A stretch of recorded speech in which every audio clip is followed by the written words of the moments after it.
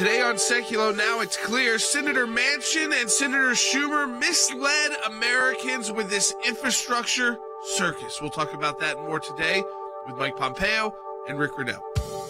Keeping you informed and engaged, now more than ever. This is Sekulow. What is going on? All these people publicly said they didn't know what Manchin's number was. Well, Chuck Schumer knew it. What's been happening? It feels like this is... They're making it seem like breaking news when this has been sitting out there for 2 months. We want to hear from you.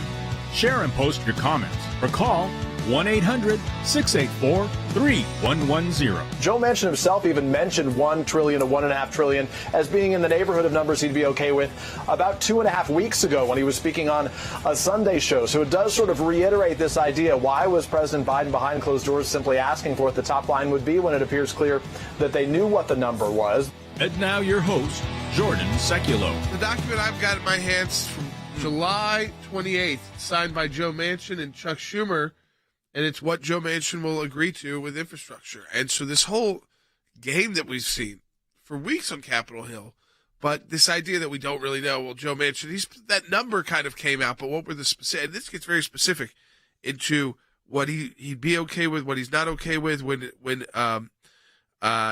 things like fossil tax credits, doesn't want those repealed.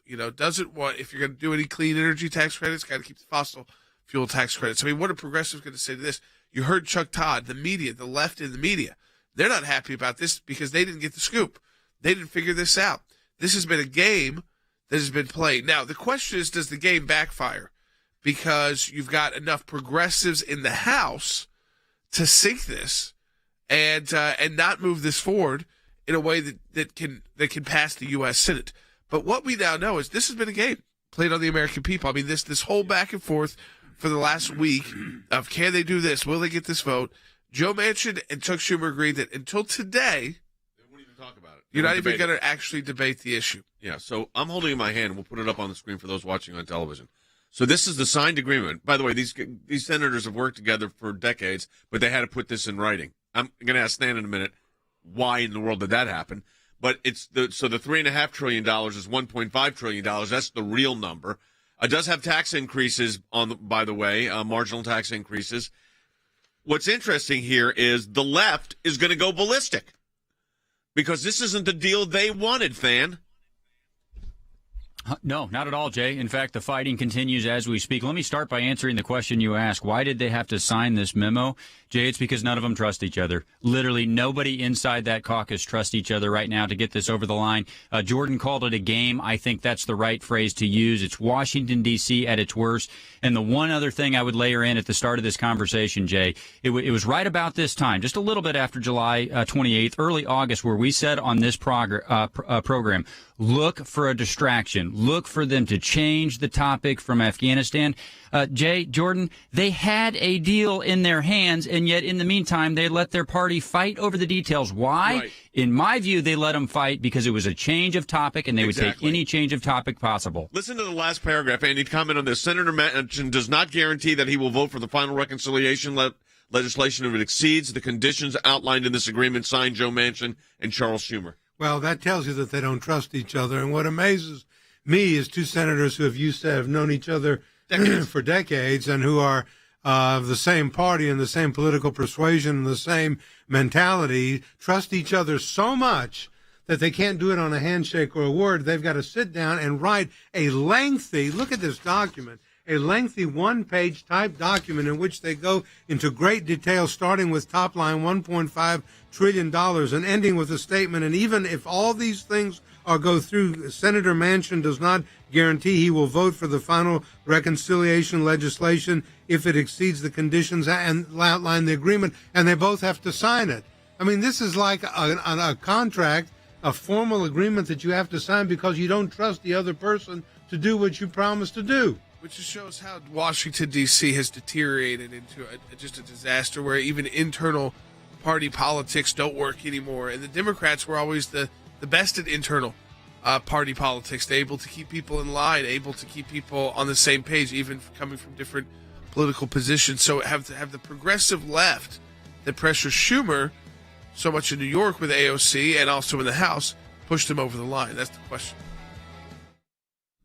My top line has I been think it's 1.5 because I believe in my heart that what we can do and what the needs we have right now and what we can afford to do without basically changing our whole society. In August, Joe Manchin put a pen to paper and handed a one-pager to Chuck Schumer and said, I'm not going to go along with 3.5, but I'll go along with 1.5. I won't actually sign off on anything until October 1st. To me, it's not the number.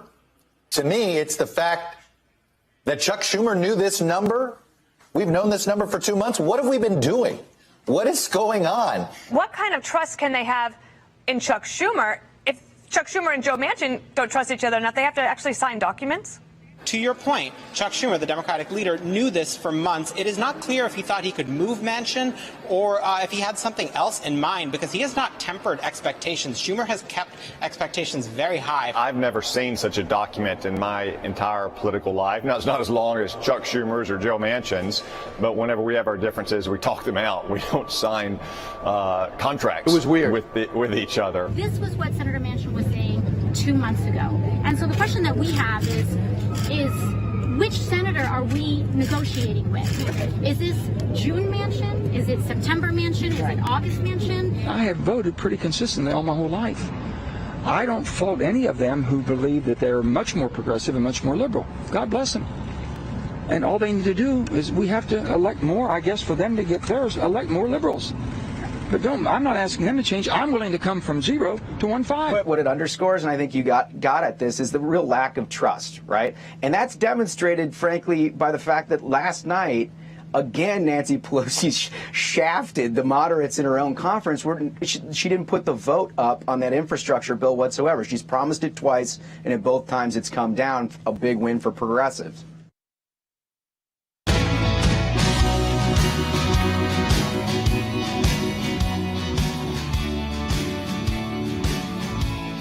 All right, welcome back to Sekulow. I want you to think about this. All the things you didn't focus on, all the things that weren't focused on in Washington, D.C., all the things that they didn't focus on in the media because of this infrastructure deal, debt ceiling discussion. So you had the generals testifying, got some attention, but this kept distracting the media. I want you to listen to Chuck Todd because this idea that publicly it was, we just don't know where Joe Manchin is, and can we get this vote? I mean, just leading people on and on with it. Take a listen, bite 3. What is going on?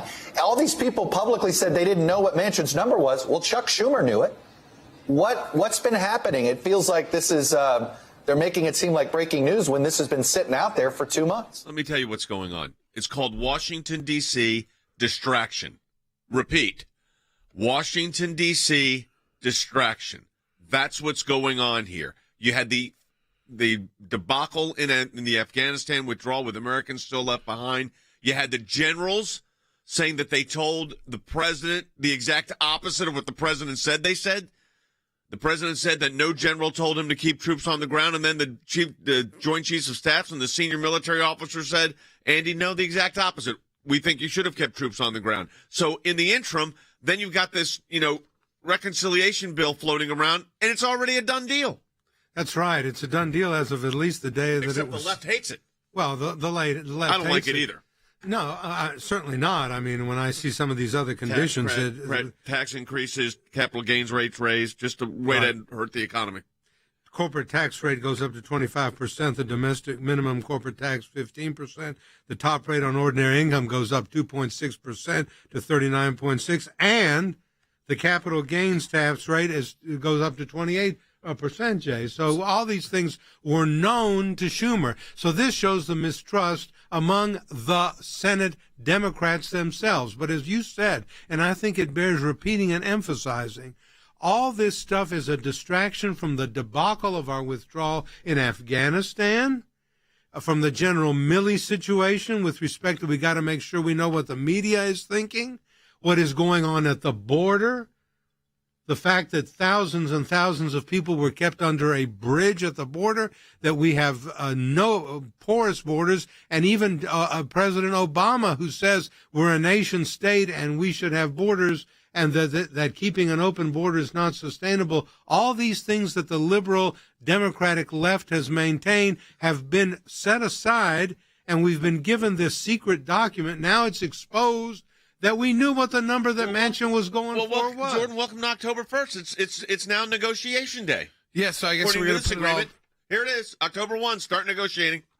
There's some non-starters in here, though. I mean, I go to Than Bennett, Washington, D.C. I cannot imagine on the left that they're going to keep fossil fuel tax credits, that they are going to the tax increases are only 2% for most things, for the top line rates, top line ordinary income.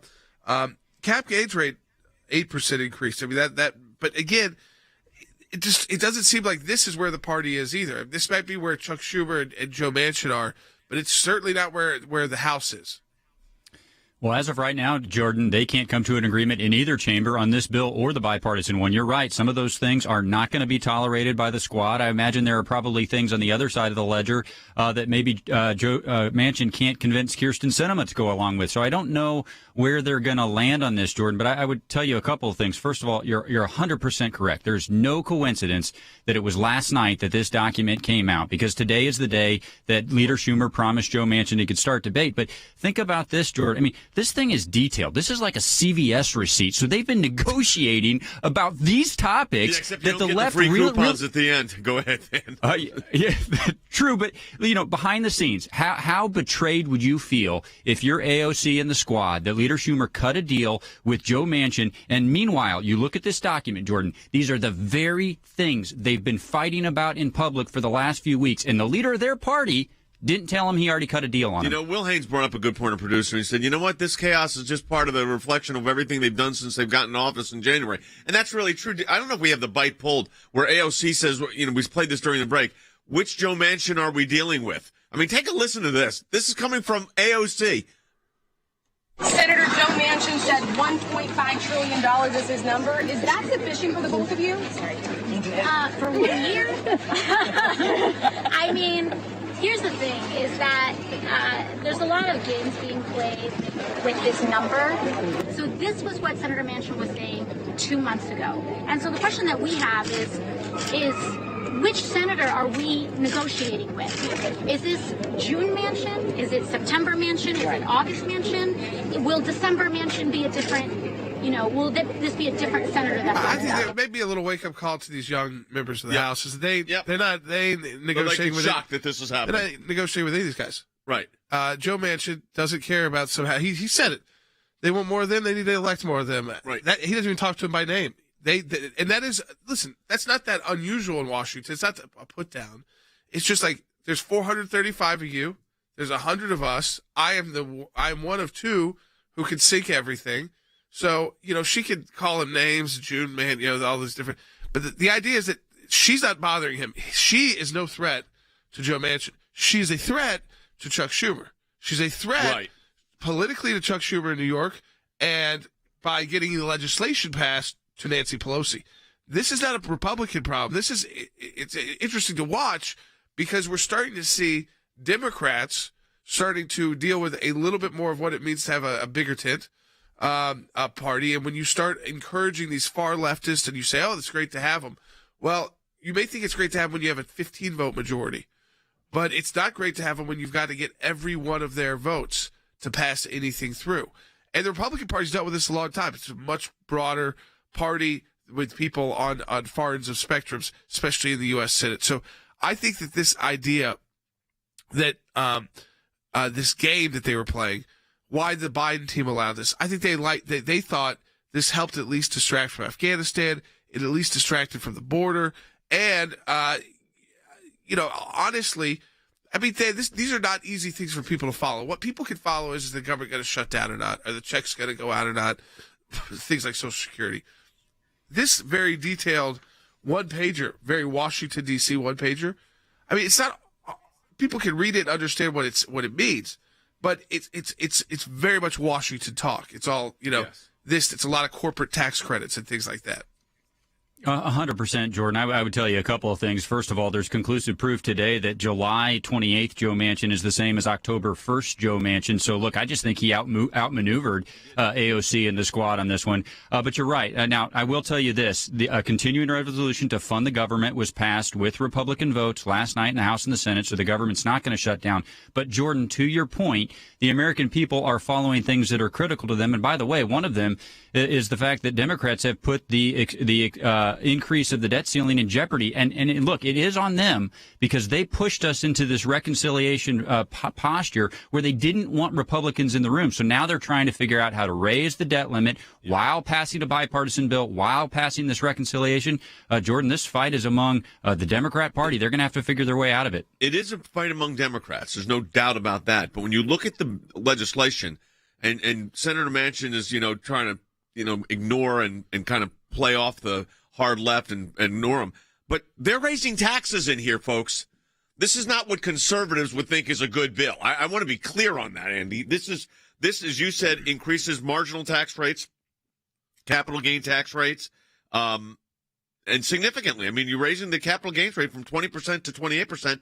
That affects a lot of Americans. Well, the first thing that I focused on was not only just the Manchin said the top rate I'm going to go to, the top line is $1.5 trillion. I immediately, just being a citizen of the United States and a taxpayer, went to the tax aspects of it. How is it going to affect individual human beings? The corporate tax rate, 25%, the minimum domestic tax, 15%, and then raise the top rate on ordinary income to 39.6% from what it is now, Jay, which is an increase of, I believe, 2% of what it is at the present time. And then the one that really catches you is the capital gains tax rate. A lot of people goes up 8%. This is what they've sat down and concocted in a deal. This is no great deal for conservatives. I mean, this is not the way conservatives believe you have economic growth. No, that's right. I mean, so this again, if this is the moderate approach. But West Virginia keeps electing Joe Manchin. Yeah, they do keep electing it. He brings back pork to the state. I mean, so it's listen, I don't think he's very reflective of where most people are there, except for the fact that he's an institution there. He's not going to be replaced by another Democrat. He's not going to be replaced by someone like him. When he goes, that will be the end of the Manchin era. But the question now is, as long as he's in this position, he's not going anywhere. Oh, right. He's the strongest person. He's probably the most influential senator in the United States Senate right now. Yeah, that's right. It used to be maybe you could get Manchin's vote. That'd be good for Republicans. Maybe you could get a little bipartisan work. Now it's literally, it will not pass without his vote. And I think that they're going to start looking to others. I mean, the budget issue. The budget issue is you're not going to get the Murkowskis and Collins on $3.5 trillion spending. They're still fiscal conservatives, so they're not going there on this. So they can't look the other way. When we come back, we're going to shift a little bit. Rick Grinnell's going to be joining us. There's a lot happening around the world, like we were talking about, that we're being distracted from and not paying attention to because of these kind of fights.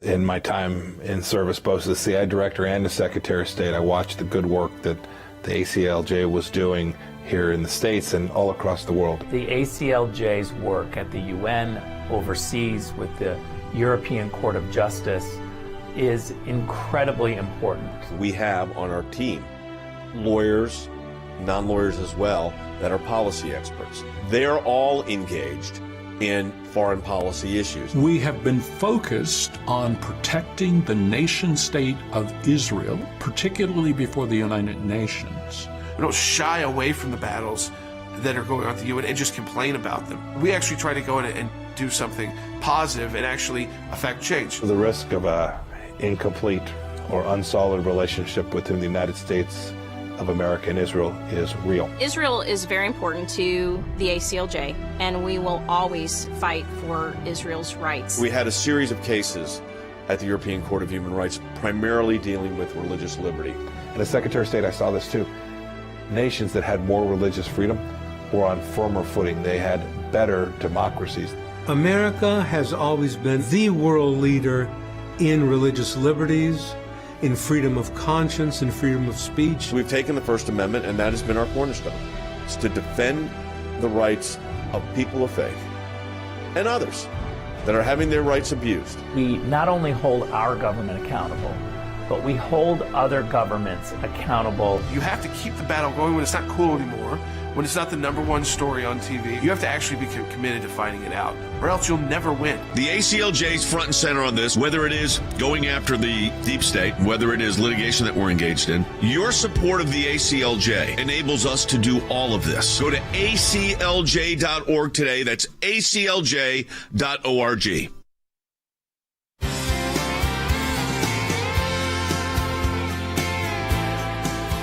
All right, welcome back to Sekulow. We're going to connect with Rick Grenell in just a minute, talk about what's happening in North Korea, specifically and all around the world, because you've got all these international issues that are causing a lot of trouble. Sure. They're not getting focused. They're not getting the attention that they would deserve.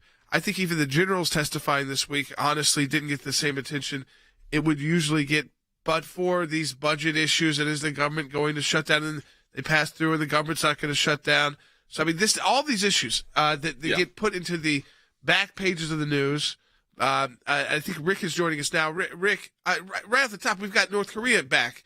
They've now launched for the second time this week anti-aircraft missiles. And to me, it just underscores, one, we can talk about the North Korea issue and how that's been unraveling since this administration came into office, the Trump administration left.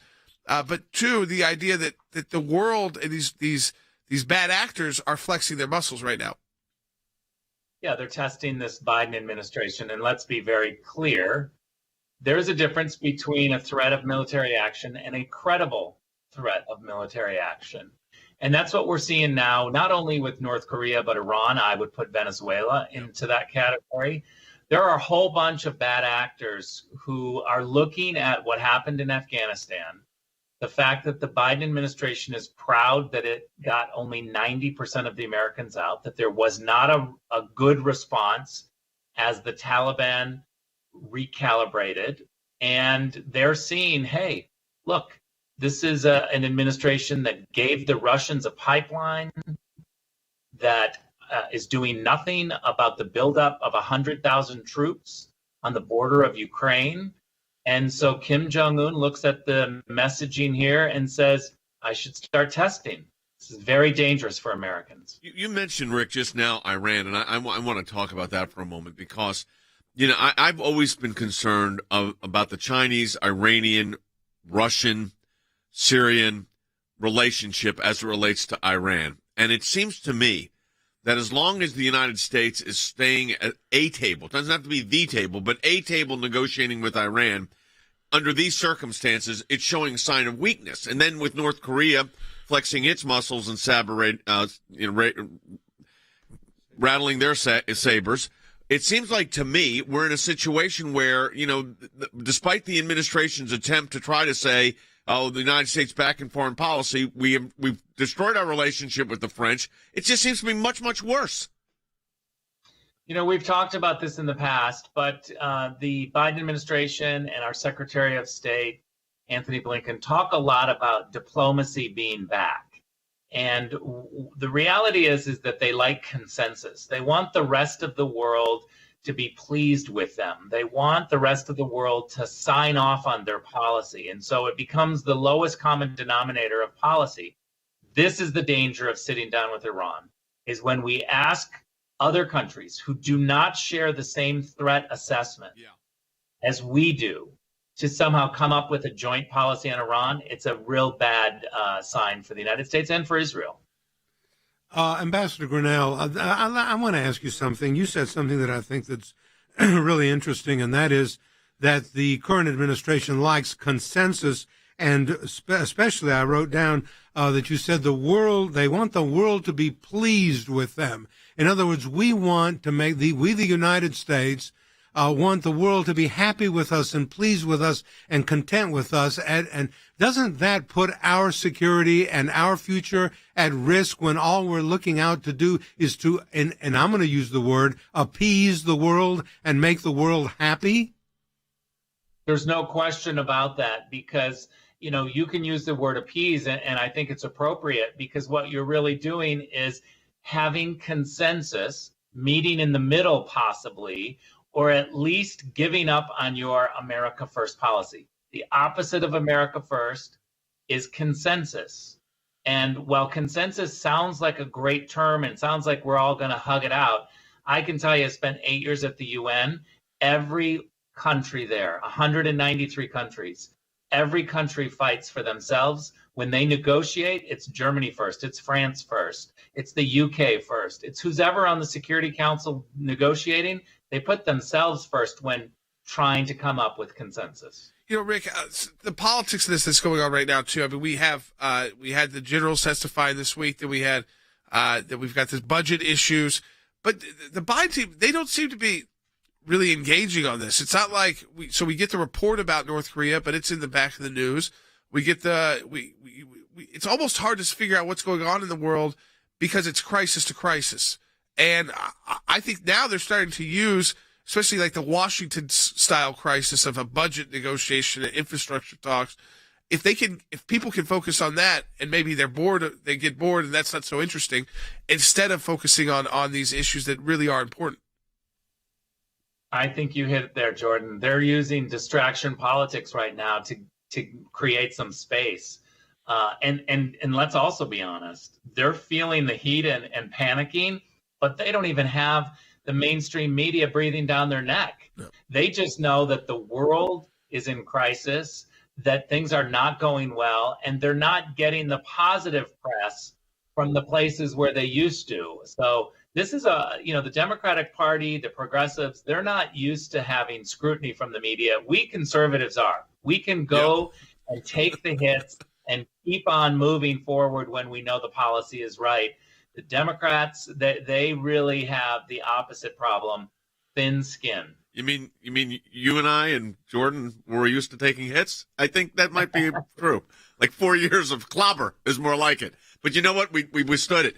Here's the thing that I'm finding interesting, though, geopolitically, and that is I think this instability, this is my view, Rick, the instability that this creates for the rest of the world and for countries that are in a developmental process that are relying on foreign aid, it's got to be disconcerting to them to see this kind of instability.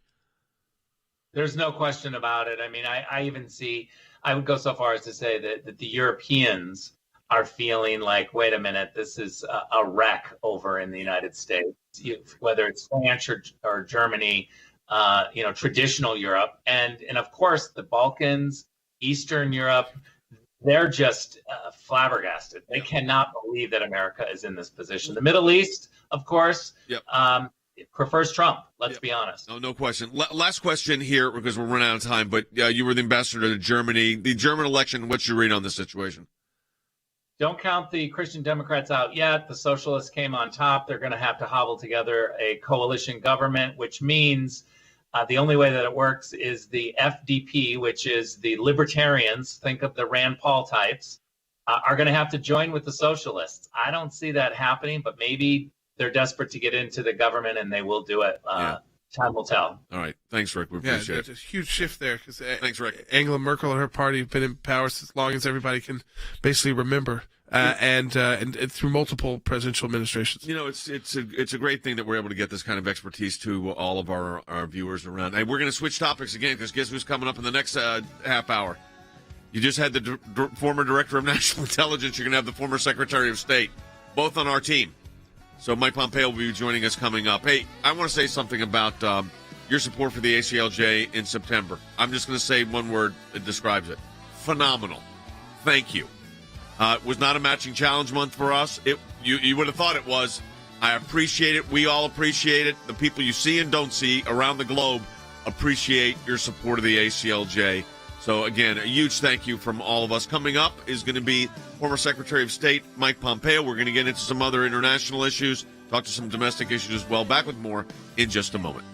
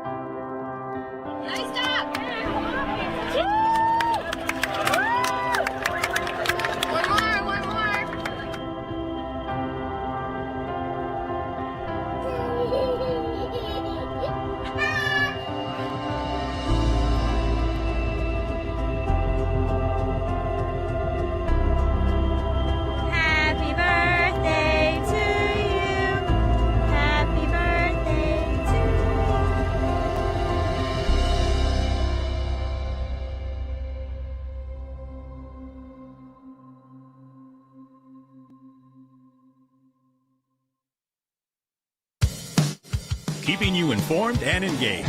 Now more than ever. This is Sekulow. And now your host, Jordan Sekulow. Hope you share this with your friends and family. Secretary Pompeo is going to be joining us the next segment of the broadcast. He's got a new piece up at aclj.org on the importance of the Iron Dome. We're going to get into that and more in the Middle East, more with Afghanistan, the Taliban as well, and also talking about some of the issues at our own border. So you don't want to miss Mike Pompeo coming up next. Let me just reset this. This is the headline from The Hill right now out of Washington, D.C. The Democratic Civil War hits new heights. I love hearing that kind of a headline as a conservative. I want to believe it. I don't often. Right. Because they seem to always clobber it, kind of put it together at the end of the day. Yeah. And that makes me nervous to get too excited about the Civil War when the Civil War is a handful of progressives. There's not many in the House that share AOC or Cori Bush's or Rashida Tlaib's view, and that's why they're known as a squad. They're that small with inside 435 members. But these votes are so on the line right now, they are big enough coalition to sink things. They have in the past. Yeah. The question is, will they actually take action to do this, or will AOC pull another? Remember when she ended up changing her vote on the Israel Iron Dome funding? We'll talk about Mike Pompeo. She changed her vote from no to present for politics. They are still politicians at the end of the day. She's a politician. She didn't want her no vote to stick there. She's got to run to New York. So I like the idea that they're fighting, but I don't ever you believe trust. It's a real fight? I think that there's a real fight amongst some. I just don't know if it's very broad. Yeah. I feel like if they could take out their 4 or 5 progressives in the House, they'd easily pass this. Of course. And then they'd get the Manchin and Sinema votes on a $1.5 trillion, which is huge. Has Sinema sent anything? Senator Sinema sent anything on this? She just left DC. It's the latest report. What does that mean? I mean, nothing. It's Friday. Okay. So she left. But that means they're not negotiating through the weekend. So they're not working. What Jordan's talking about is there's a document that surfaced, signed between Chuck Schumer and Joe Manchin, Senator Manchin, and it said, look, basically it says there's no $3.5 trillion deal here. It's going to be a $1.5 trillion deal, which will include increased taxes, including capital gain taxes. And this is the framework of what we're going to do. And then Manchin signs it by saying, if there's $1 more than this, basically, that doesn't mean I'm going to sign it. So the progressives of the Democratic Party are feeling like they've been outmaneuvered. Conservatives are saying, this was a political distraction. Which it was. From everything else. It was a political distraction. It was a distraction from, and we've said this, the debacle in the withdrawal from Afghanistan, what has happened with the generals versus the president, what is happening at the border, which we cannot discount, which is a distraction from the safety of the United States, people coming in, not COVID tested, criminals, aliens of all sorts who are infiltrating the United States, given court dates to reappear, which we know they're not going to heed. They're not going to come back at a specific court date. Even Americans who are on bond don't come back on specific court dates. But someone from Haiti who's come in, or from Chile or Guatemala or whatever, is going to come back on a court date. So we're going to just distract from all this and play this other game, which they knew had already been signed, sealed, and delivered on July 28th when Senator Manchin said, I'm not going over $1.5 trillion, and here's the tax increases that I agreed to. Why didn't you say that? Why you have us wait the whole month of August and all of September? Today is October 1st, when you've already had a deal, because you wanted to distract the focus of attention and the dialogue and the what we were doing from the reality of what you find to be the case of the Democratic Party, which is chaos. Sorry. All right, folks, we come back. Mike Pompeo is going to be joining us live. Share this with your friends and family. If you're watching the broadcast on the various places, you get your comments in as well. We can get some of those questions answered for you. And again, a big thank you. Now, Secretary Pompeo's new piece is up at aclj.org. It's titled, "The United States Must Stand by Its Commitments to Assist Israel's Iron Dome." That's just up at aclj.org. He'll be joining us when we come back from the break. And again, thank you for your support of the ACLJ. If you go to aclj.org, you can see really the breadth of all the work that we are doing at the ACLJ. And I encourage you to do that if you're a new listener or someone who listens every single day. We'll be back with Mike Pompeo.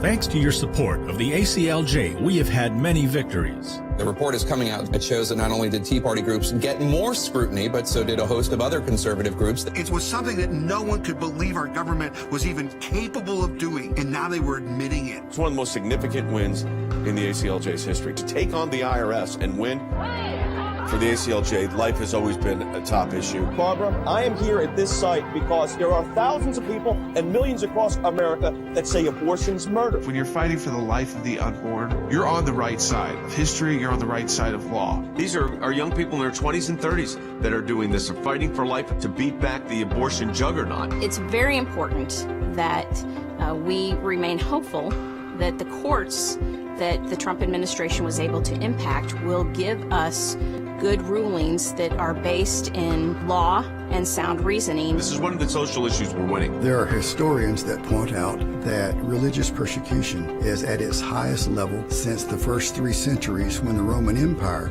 led religious persecution. A mid-state pastor's family is fighting to bring him home. We are getting my husband after 7.5 months. Turkey should not get away with holding my father one more day. When Brunson was finally released, who meets him at the airport at 2:30 in the morning? Rick Grinnell. I saw Pastor Brunson walk down the stairs of the plane. I was filled with emotion. I told him that we were praying for him. The American people never forgot about him. I'm thankful, I'm grateful, and actually I'm astounded. We need your help as we continue this work here in the United States and around the world.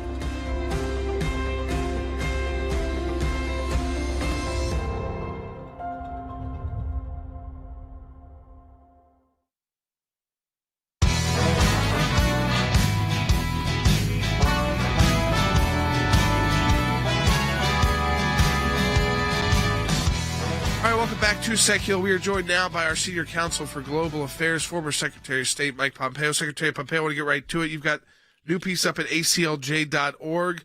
People can check out called the, quote, "The United States must stand by its commitments to assist Israel's Iron Dome." We saw last week, we talked about it, the extreme left tried to strip the funding from the spending bill for the Iron Dome because it's a joint U.S. and Israel program. The creation of the Iron Dome was a joint U.S. and Israel program. Forced Congress, they ultimately did it. It wasn't a hard vote, but they had to do a standalone, separate bill to fund it. I just want for you to have that opportunity to explain to people the importance of the Iron Dome, the importance of the alliance that it puts between the U.S. and Israel, because it's not just something we send money to, it's something we develop together. Jordan, it's certainly true.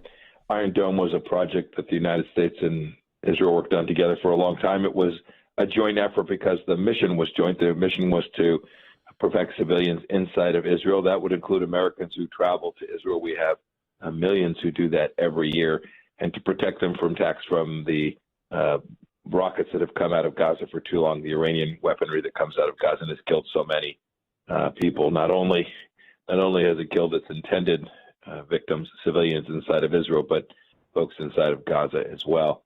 And so last week when we were watching the progressive element of the Democrat Party take control of the party and strip out funding for this important project, a project that was about peace and stability. And you know this, Jordan, when you have deterrence in that way, there's less likely to be an offensive action.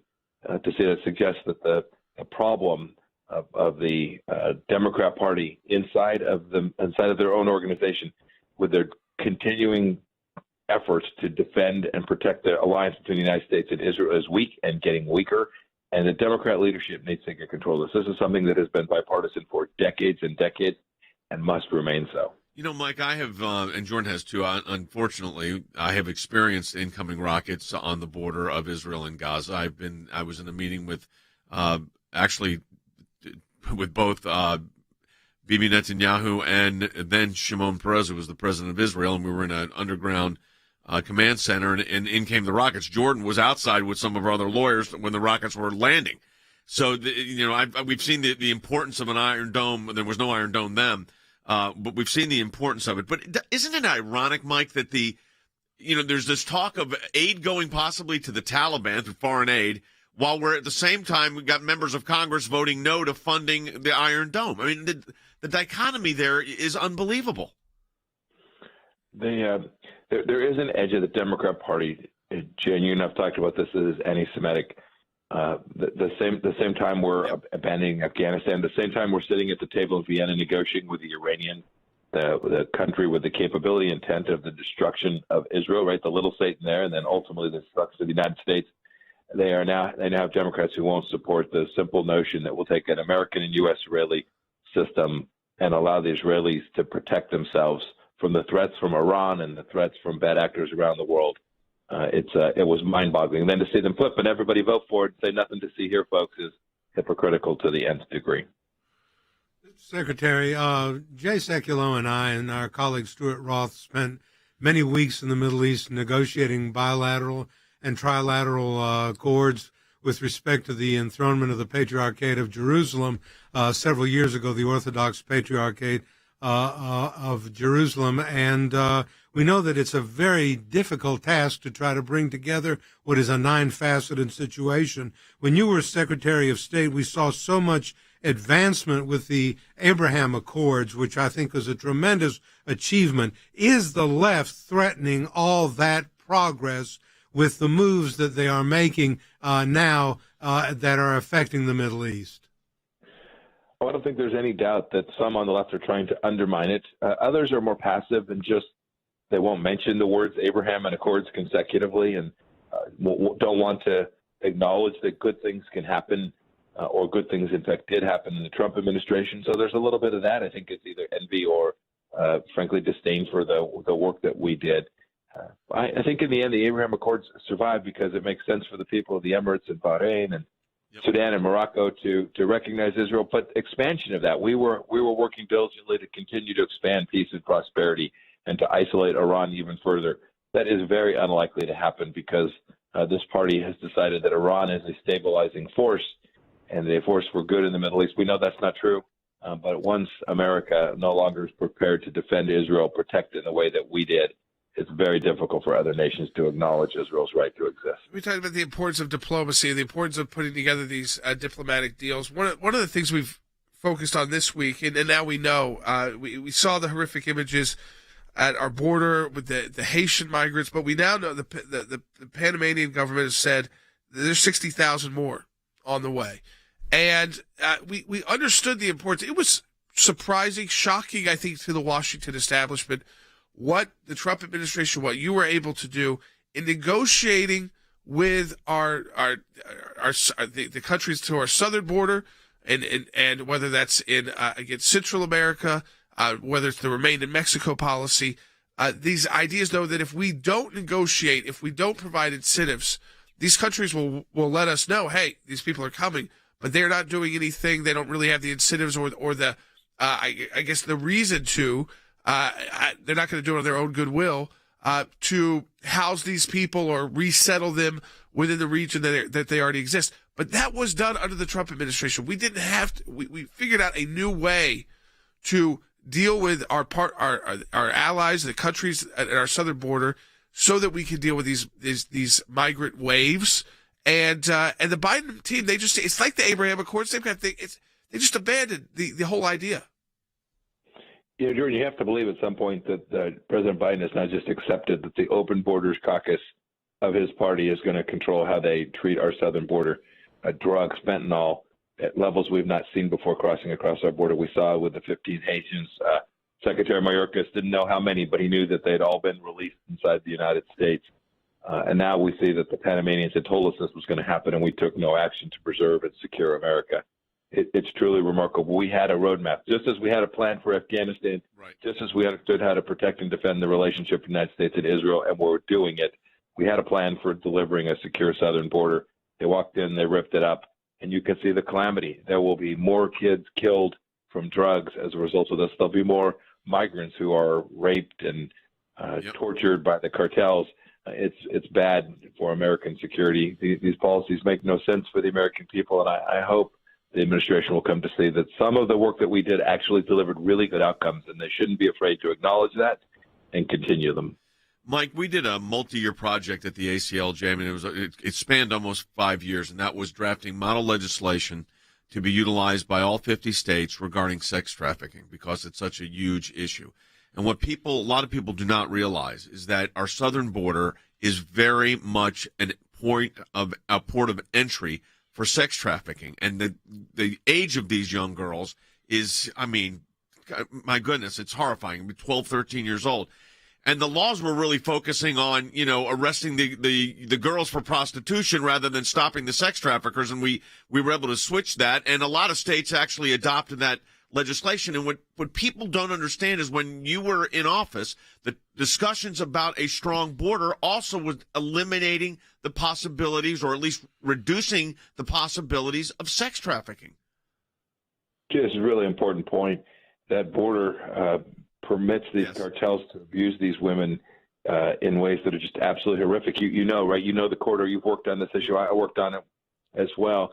That I-35 corridor comes up through my hometown of Wichita, Kansas, right? And these girls are become essentially human slaves. We need to corral that. We need to contain it.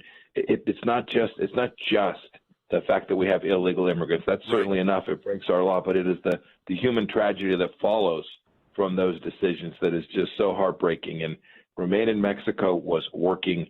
This administration came in and just ignorantly tore it up. It is unexplainable to me. No, Micah, we really appreciate your comments on this and appreciate all your help. I remember working with you on Congress on some of these issues. It seems like a long time ago, but these were multi-year projects. We appreciate it very much. Yes, sir. All right. Thanks, Secretary Pompeo. I mean, this idea, it's all diplomatic. I mean, whether you're talking about the border situation, the Abraham Accords, we are able to solve this not through conflict, but through diplomacy, right? In a new way of looking at things, and just saying, hey, maybe we can incentivize Mexico, maybe we can incentivize Panama, maybe we can incentivize other countries in the northern triangle, so North American, Central American, South American countries to work with us. We're the country that has, economically is more, I'd say, much more blessed. But we can use those economic resources so that we're not dealing with 60,000 people that really have no way of resettling with the United States in a positive way.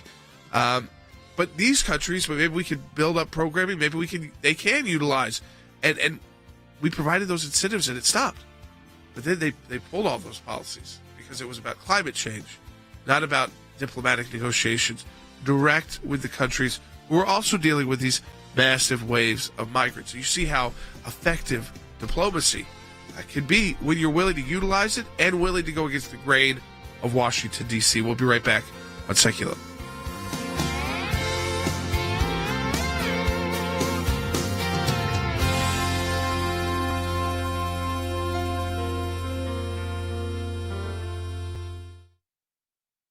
AOC and the far left forced Democratic leadership in the House to scrap military aid to Israel in a bill to keep the government funded until December. I will not support an effort to enable and support war crimes, human rights abuses, and violence. We cannot be talking only about Israelis' need for safety at a time when Palestinians are living under a violent apartheid system. I cannot allow one of my colleagues to stand on the floor of the House of Representatives and label the Jewish democratic state of Israel an apartheid state. Ultimately, Israel will get funding for this defensive weapons system. But let's be clear, this sends a very strong and bad signal towards Israel regarding the U.S.-Israel relationship. Many believe without Iron Dome, Israel would have been forced into a ground war.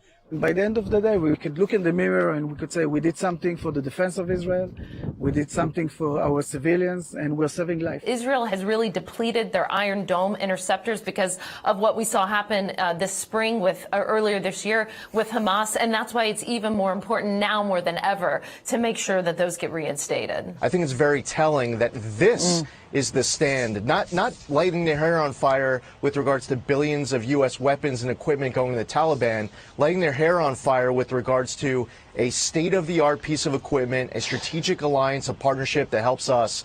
I think it's very telling that the Democrats have folded on this. Iron Dome prevents deaths, which then allows for us not to see a war in the Middle East, because if you start killing thousands of Israelis, they have to respond. It is their ability to defend themselves that reduces the likelihood of war in the Middle East. And why would we not stand by our allies? It feels akin to the Afghan crisis, now an Iron Dome crisis. It's just dead wrong.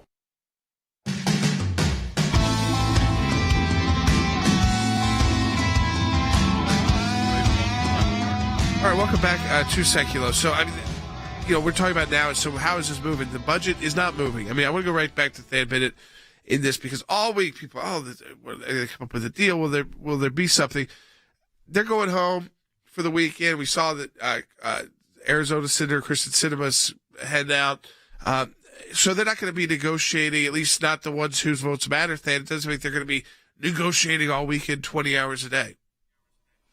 Yeah, there's not even a possibility of a vote on that bigger reconciliation package this weekend. I think you probably reported a couple of segments ago that Kyrsten Sinema has actually left town. I mean, that's a vote. Obviously, they have to have every vote on that bill, Jordan. Now, you're going to probably have listeners that are going to see on the news continued negotiations on the bipartisan infrastructure bill. Jordan, Speaker Pelosi continues to say that she wants to have a vote on that today. Of course, she originally promised a vote by Monday and then sort of hedged on that and said, well, I'm just going to start debate on Monday, and then promised a vote on that yesterday. And then, Jordan, get this. You talked about how all of this is a game. How is this for the latest card that is played in the game? The current session day, which is Friday, October 1st, it will go down in the Federal Register as the legislative day of Thursday, September 30th. They never actually gavelled out last night so they could continue their legislative day. So technically, right now, as the House is in session debating the bipartisan infrastructure bill, it's Thursday, September 30th, Jordan. Only in Washington would Friday, October 1st be Thursday, September 30th. I mean, that is so classic Washington, D.C.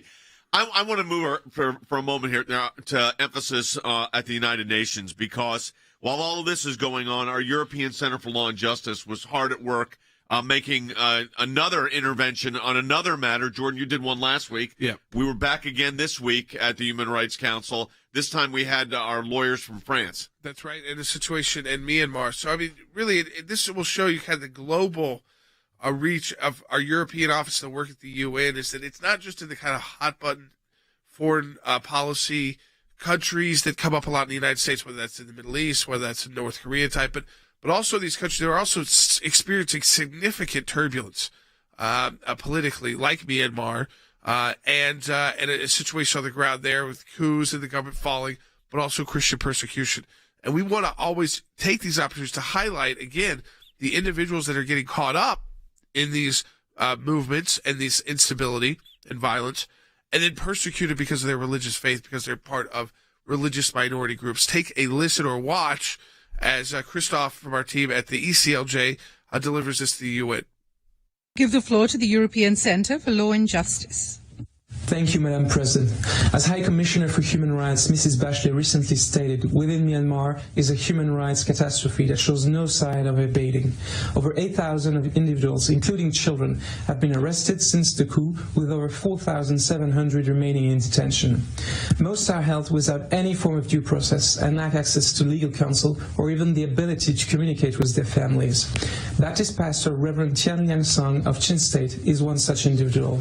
On September 16th, Reverend Sang, who was recovering from COVID, was arrested by approximately 20 plainclothes armed men who had 3 military vehicles with them. The army confiscated money and 5 cell phones from his family. On-the-ground sources indicate that Reverend Sang is still in detention, may have been tortured, and has been sentenced to 7 years imprisonment for unknown reasons. On September the 18th, the Myanmar army burned down 19 houses in an attack on civilians in Chin State. During that attack, the military shot and killed a Baptist pastor and then stole his cell phone, watch, and cut off his finger to steal his wedding ring. These arbitrary arrests and human rights abuses must end. We urgently call for the immediate release of Pastor Sang and for justice for the ongoing death and devastation caused by the Myanmar army. We request that this council more fully engage in the process to hold Myanmar accountable. I thank you. Yeah, I'm going to say something. I mean, this shows you the global reach of the European Center for Law and Justice, the American Center for Law and Justice, our offices literally around the globe. In Jerusalem, of course, you've had reports from there before, so that goes on without saying. But again, your support of the ACLJ makes a difference. Let me say something on a personal note here, totally changing topics. It was announced today that a very good friend of ours and one of the founders of the American Center for Law and Justice, Dr. Pat Robertson, has officially retired from hosting the 700 Club with CBN, which he has done for 60 years. He's been a broadcaster for over 60 years. The 60th year episode was today, and Dr. Robertson announced that his son Gordon will be running will be taking over the 700 Club daily duties. But I just want to say, from behalf of all of us who've worked so closely with Pat and still do work closely with Pat, that we are thrilled with the reach and impact of the Christian Broadcasting Network, Operation Blessing, of course, American Center for Law and Justice, Regent University. It's an amazing thing when you see what God's done through Dr. Robertson. He's also going to spend the rest of his time teaching, which I think I remember talking about that with him years ago when he was 85. He said, maybe it's time for me to start teaching, which he didn't do now until he's 91. But he shares a lot of wisdom and been through a lot. He's a brilliant businessman. He has a lot to offer these students. And Jordan, you're a graduate of that university. And that university has come a long way in just 40 years. It's really incredible. Yeah, that's right. I mean, and the so much insight into the global operations that they've launched. You got the broadcasting angle, you have the global missions work and things like Operation Blessing and so much more. Also the political work, diving right in, not being afraid of politics, but instead embracing it, running for president of the United States. When he really put him on the map to a new audience nationally. It had a big impact when he ran politically. Yeah, Don't you it did, think, because historically? it launched the Christian Coalition and the really evangelicals for the first time kind of say, hey, if we gather together, this is kind of an assumption now. I mean, really, we take a lot of this for granted. But it's like, hey, if we put our votes together, we can pick who the congressman is, we can pick who the senator is, we can pick who the governor is. And does that mean you're going to win every race? No, but it means that you can have the influence and the really some would call it, especially some of the Republican Party that are more modern, I mean, took over the Republican Party. Evangelical Christians to this day, even with the kind of libertarian move that's happened, I think that's a move that's happened inside the evangelical church as well. So it's traction. And I think that idea of not being afraid to engage, not being afraid of taking the punches, the hits, being criticized, standing up for what you believe in, and also kind of how he's involved on issues too. Talked about that before. I think that's interesting too. When you are 90 years old and you broadcast every single day, certainly you're going to be experiencing a lot that most of us won't be able to even understand what that would be like to broadcast like that, to speak to all those different kind of issues, whether they were moral issues, faith issues, political issues, foreign policy issues. And, I think the legacy that's left over is gigantic. Yep. And the amount of people that were impacted by it is untold. You can't really put a number. I can't put a number on it. Yeah, no. So, again, our thank you to Pat and to all the folks at CBN, and we do nothing but pray for and wish for the best as this transition takes place. It's been in the works for a long time. I mean, Pat's a planner. And so Gordon's not new to the TV camera. And it's, to me, fascinating that to see now Pat so engaged at the teaching level at 91 years old is a great thing. Well, that does it for our broadcast today. We hope you have a great weekend. Again, your support of the ACLJ has been critical. You know how to do that, aclj.org. But sign up for our social media platforms as well. I think it's really, really important for you to do that and to stay engaged. Have a great weekend. Really great weekend. And again, to Pat Robertson from all of us here at the ACLJ, thank you for incredible ministry that still continues today.